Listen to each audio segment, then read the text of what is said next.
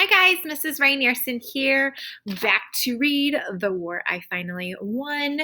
The last that we stopped off with in chapter 16, Lord Thornton had come by with a younger girl that he was wanting Susan to tutor. All right, chapter 17. A German? I stared at Ruth, trying to work out which word Lord Thornton said, which meant German. Statistician? Susan put her hand on my shoulder. Dresden is a city in Germany, she said. Lord Thornton sighed. Her family came to England in June 1939, he said, over a year and a half ago. Since the Battle of Britain, her parents have been held in an internment camp. We're doing our best to get her father released. We need his skills on our side. Lady Thornton said, "No, I won't have it." "They're Jewish," said Lord Thornton. "They're refugees." Lady Thornton said, "A German is a German is a German." Lord Thornton frowned. "You know that isn't true." Ruth didn't look up. Her cheeks flamed.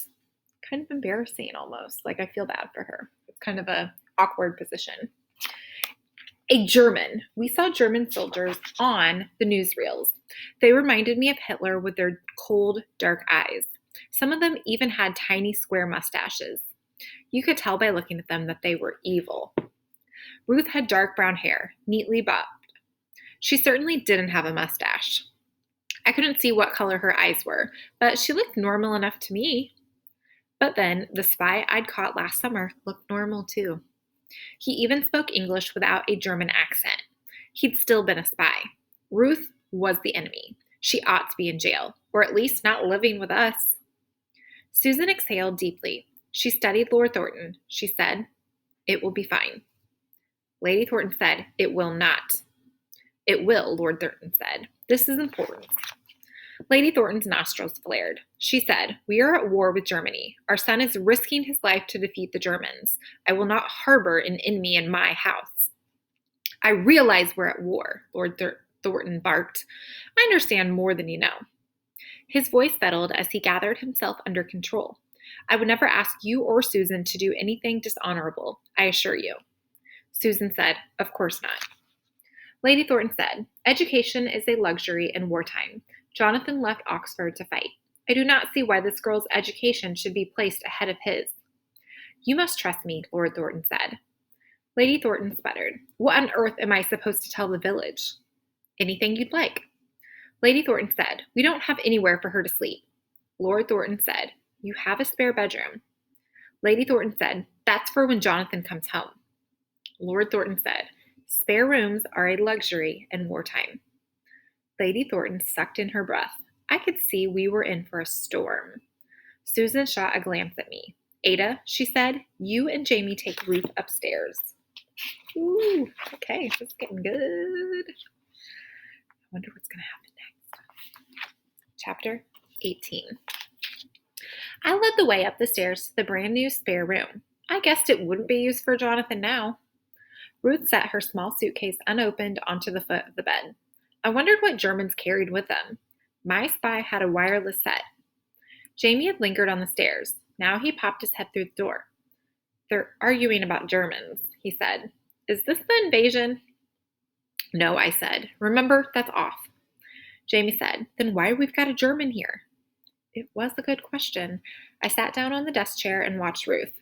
"I hate Hitler as much as you do," Ruth said. She spoke with a heavy accent, but I could understand her. Probably more. "You heard Mr. Thornton say that I'm Jewish?" I shrugged. I had no idea what that meant. "His name is Lord Thornton, and it's none of my business," I said. "It's not, except that you must know how Hitler feels about Jews." "I only know how Germans felt about the Brits. They bombed us." "It's not my business," I repeated. Ruth would make a lousy spy, unless she was faking the accent to lure us in. "Get out of here, Jamie," I said. He didn't need to be associating with any Germans. Jamie ignored me. "Say something German," he said. Ruth did. I shivered. "What's that mean?" Jamie asked. "It means," Ruth said, "I used to think I was German. I don't belong anywhere anymore." She stared back at me coldly. May I have some privacy? I'm not sure I'm allowed to leave you alone. Ruth scowled. I'm here to learn maths, that's all. When I didn't respond, she said, Very well, show me where the loo is. The bathroom. Do you want to watch me use it? I didn't. After we left the room, I grabbed the framed photo of Jonathan Thornton off the bedside table. Ruth said, Is that your brother? It's Lord Thornton's son. He's a pilot, fighting the Germans, I said. I didn't go into the bathroom with Ruth, but I waited in the hallway outside the door until Susan called me and Jamie down. Lord and Lady Thornton are taking a walk, Susan said. Maybe to fight. They're not happy with each other right now. Jamie, sweep up all this mud. Ada set the table. 6 places. But no one's watching her, I said. No one needs to. She isn't a spy. How do you know? I asked. When Susan didn't reply, I added, Is she really going to live with us? Yes, Susan said. Is this the project you had in mind? Susan sighed. No, she said. I hope Lady Thornton understands that. I didn't think Susan really wanted to work, even if it was something as easy as teaching maths. Taking care of Jamie and me was already more than she ever wanted to do. Now she had to manage Lady Thornton too, and on top of that, a German. I'll help, I said. I know, said Susan. It grew dark. Jamie and I put the blackout up. We tried to go into Ruth's room to put the blackout over the window there, but Ruth had locked the door.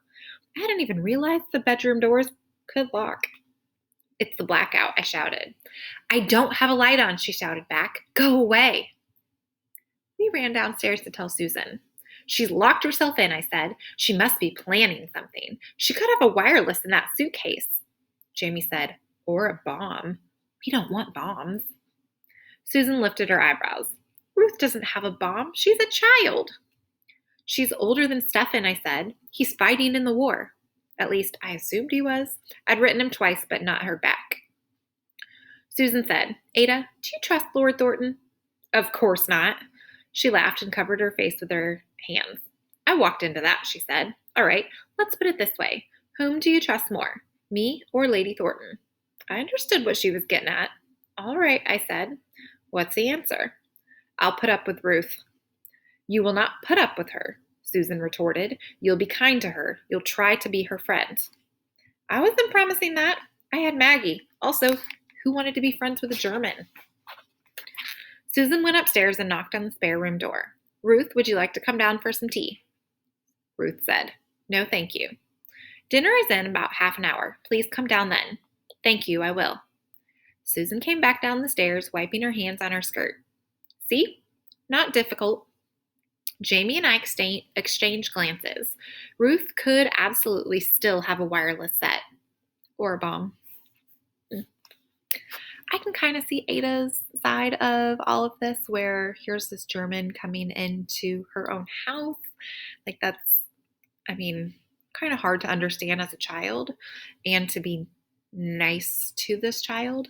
But then I can see Ruth's point of view, where she's only a child herself, and here she is, obviously, like, she's away from her family, and she's going to live with strangers, and the one strangers, obviously she's there to help her, but I feel like she's kind of in a hard place too, where she's with strange people. Ooh, I wonder what's going to happen next.